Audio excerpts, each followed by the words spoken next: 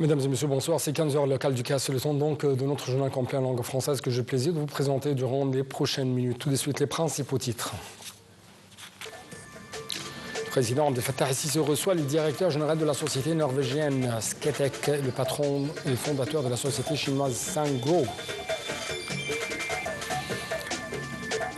Badr Abdelati participe à la réunion ministérielle préparatoire au sommet arabo-islamique extraordinaire sur l'agression israélienne contre Doha.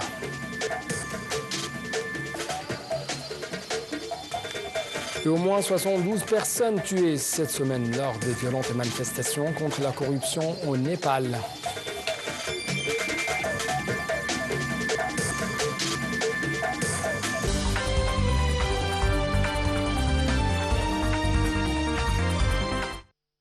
À l'une donc de l'actualité, c'est le président égyptien Abdel Fattah el-Sisi qui a reçu aujourd'hui le directeur général de la société norvégienne Sketek et le patron fondateur de la société chinoise Sangro. L'entrevue a eu lieu en présence du Premier ministre Dr Moustapha Madbouli, du vice-premier ministre, ministre de l'Industrie et des Transports Kamel Wazir, ainsi que le ministre de l'électricité et des énergies renouvelables Mahmoud Asmat. Au cours de la rencontre, le président Sisi a souligné l'importance de la coopération entre l'Égypte et les sociétés norvégiennes et chinoises en faveur du renforcement des investissements étrangers directs qui aident à créer de nouveaux emplois dans le secteur de nouvelles énergies et des énergies renouvelables. Le président Sisi a ajouté que cette coopération fait également renforcer la position de l'Égypte en tant que centre régional de l'énergie dans la Méditerranée orientale. De son côté, le directeur général de Sketek a abordé les efforts que déploie la société norvégienne pour assurer l'énergie propre et le carburant vert dans les divers pays du monde. Pour sa part, le patron de Sangro a évoqué les efforts de la société visant à produire les composants de centrales électriques et fabriquer les batteries de stockage. D'autre part, le président Sisi a enjoint d'optimiser la coopération avec les deux sociétés afin d'accroître les investissements étrangers directs. Sur le plan diplomatique, le ministre égyptien des Affaires étrangères, Badr Abdelati, s'est rendu à Doha pour participer à la réunion ministérielle préparatoire au sommet arabo-islamique extraordinaire. Le Qatar accueille demain un sommet de pays arabes et musulmans pour exprimer le rejet de l'attaque israélienne qui a visé des responsables palestiniens dans la capitale qatari et leur solidarité avec Doha, a souligné le pays du Golfe. Le porte-parole du ministère qatari des Affaires étrangères, Majed Al-Ansari, a indiqué que ce sommet d'urgence examinera un projet de résolution sur l'attaque israélienne contre l'État du Qatar, préparé lors de la réunion préparatoire des ministres des Affaires étrangères des pays arabes islamiques qui se tient aujourd'hui au sein, bien sûr, de Doha.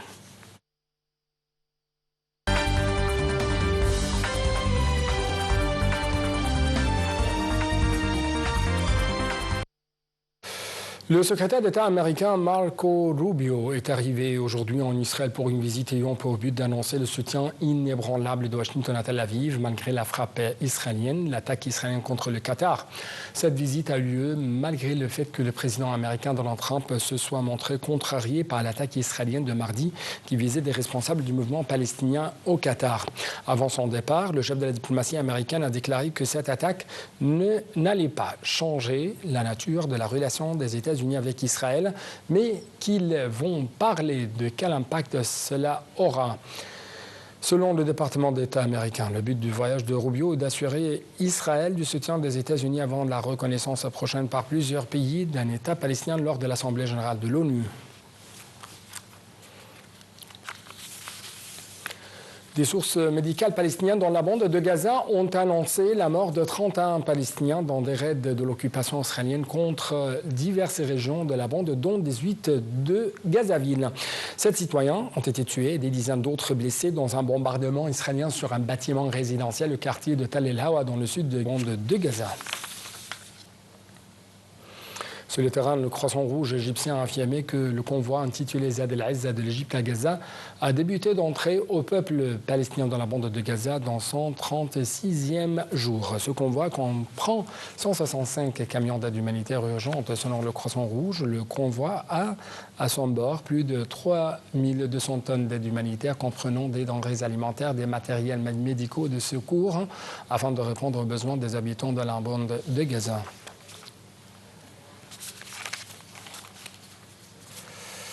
Au Soudan, les forces de soutien rapide ont mené aujourd'hui des attaques de drones contre des positions de l'armée et des infrastructures civiles dans le sud du pays. Les frappes d'aujourd'hui ont visé le quartier général de la 18e division de l'armée soudanaise, ainsi que des dépôts de carburant sur la rive ouest du Nil, à l'est de la ville de Kosti, contrôlée par l'armée dans l'état du Nil blanc. D'autres frappes ont été menées contre la base aérienne et l'aéroport de Kenana, situé au sud-est de Kosti, et la centrale électrique Bakaer, à l'est de la ville. Un porte-parole de l'armée soudanaise avait affirmé que des drones de forces de soutien rapide avaient pris pour cible hier des installations à Al-Obaïda, la capitale de l'État de Kordofan Nord, à environ 400 km au sud-ouest de Khartoum, sans faire de victimes. Ces attaques surviennent quelques jours après une vague de frappes de drones revendiquées par les forces de soutien rapide contre des infrastructures clés et des installations militaires à Khartoum et ses environs, notamment une centrale électrique, une raffinerie de pétrole, une usine d'armes et une base aérienne.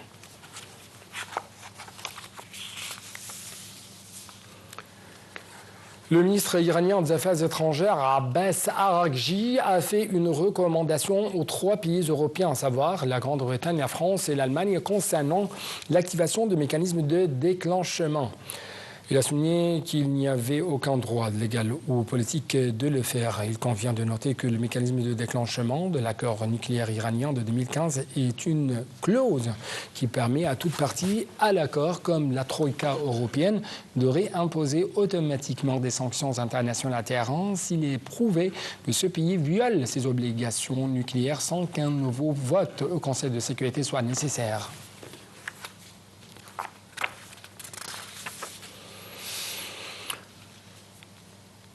En Ukraine, moins de 4 jours après la spectaculaire intrusion dans le ciel polonais de 19 drones russes, un autre pays membre de l'OTAN, la Roumanie, a affirmé hier qu'un appareil sans pilote avait violé son espace aérien. Les explications en ce qui concerne les derniers dossiers qui touchent, plutôt les dernières évolutions qui touchent le dossier ukrainien dans ce reportage.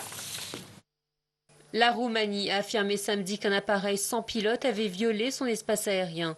Dans le même temps, les Polonais et l'Alliance Atlantique ont déployé des hélicoptères et des avions de combat en raison d'attaques de drones russes en Ukraine, non loin de la frontière polonaise. Bucarest, sans affirmer directement que le drone était russe, a précisé que l'engin avait violé son espace aérien lors d'une attaque russe contre des infrastructures en Ukraine voisine. Un communiqué du ministère de la Défense a expliqué que l'armée roumaine a dépêché dans la soirée 2 avions de combat F-16 pour surveiller la situation en liaison avec des bombardements sur le sol ukrainien qui ont détecté un drone dans l'espace aérien national. Il a ajouté que les appareils ont suivi cet engin jusqu'à ce qu'il disparaisse des radars près du village de Chiliavece. Le ministère a précisé que le drone n'a pas survolé de zone habitée et n'a pas constitué une menace imminente pour la sécurité de la population en Roumanie, membre comme la Pologne de l'OTAN. Pour sa part, le président américain Donald Trump a affirmé être prêt à prendre de nouvelles sanctions contre la Russie, mais à la condition que les pays de l'OTAN arrêtent d'acheter du pétrole russe. Sur le terrain, l'armée ukrainienne est parvenue à toucher avec un drone l'un des plus grands complexes de raffinage de pétrole de Russie, y provoquant un incendie.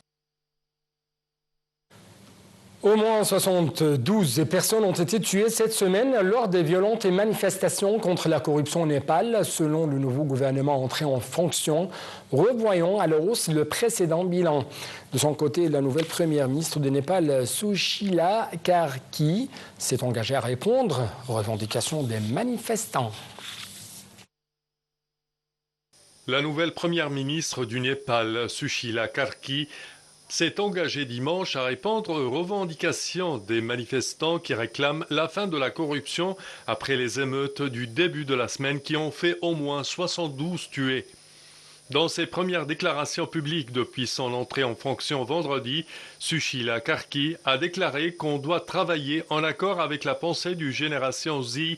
Dans ses premières déclarations publiques depuis son entrée en fonction vendredi, Sushila Karki a précisé que ce groupe réclame, c'est la fin de la corruption, une bonne gouvernance et l'égalité économique, ajoutant « Vous et moi devons être déterminés à atteindre cet objectif ». La capitale Katmandou a été le théâtre lundi et mardi de violentes manifestations antigouvernementales qui ont fait au moins 72 tués et 191 blessés, selon un nouveau bilan communiqué dimanche par le secrétaire en chef du gouvernement. Le précédent bilan faisait état de 51 personnes tuées. Sushila Karki a observé une minute de silence dimanche à la mémoire des victimes de ces troubles, les plus graves depuis l'abolition de la monarchie en 2008, suscités par la répression policière de manifestations dont les participants dénonçaient un blocage des réseaux sociaux et la corruption des élites. Sushila Karki a ajouté qu'elle et son gouvernement intérimaire ne resteraient pas plus de 6 mois, des élections législatives étant prévues le 5 mars 2026.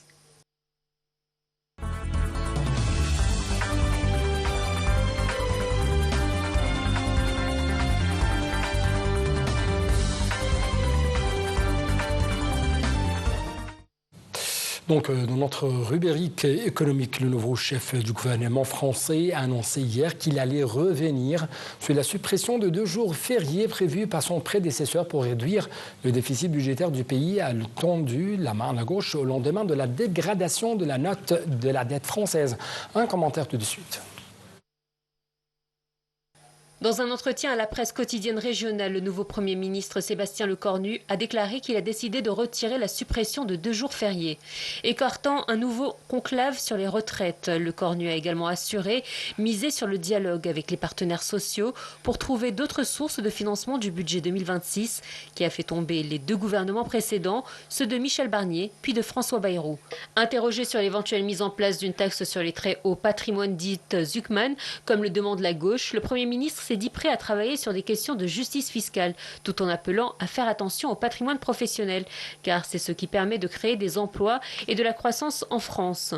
Pour sortir de l'impasse budgétaire, Lecornu mardi a annoncé qu'il comptait mener une discussion parlementaire moderne et franche de très bon niveau avec les socialistes, les écologistes et le Parti communiste, les appelant à s'émanciper de la France insoumise.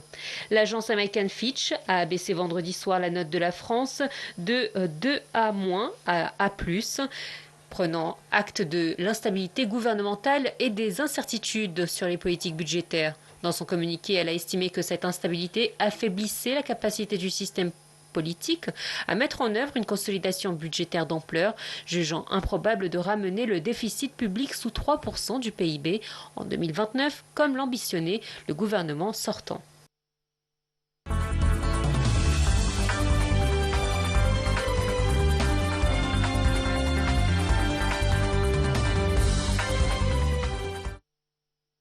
Sur notre volet sportif fragilisé par un début de saison raté, l'annonce du retrait de son président Mahmoud Khatib. Et enfin, après sa nette victoire contre le promu Hamburg 5-0 hier, le Bayern Munich se trouve déjà seul en tête de la Bundesliga après seulement 3 journées, préparant ainsi idéalement la réussite. Je vous souhaite une toute très bonne soirée à toutes et à tous. Merci beaucoup pour votre attention. Toujours bon suite de nos programmes sur votre 2e chaîne nationale. Au revoir.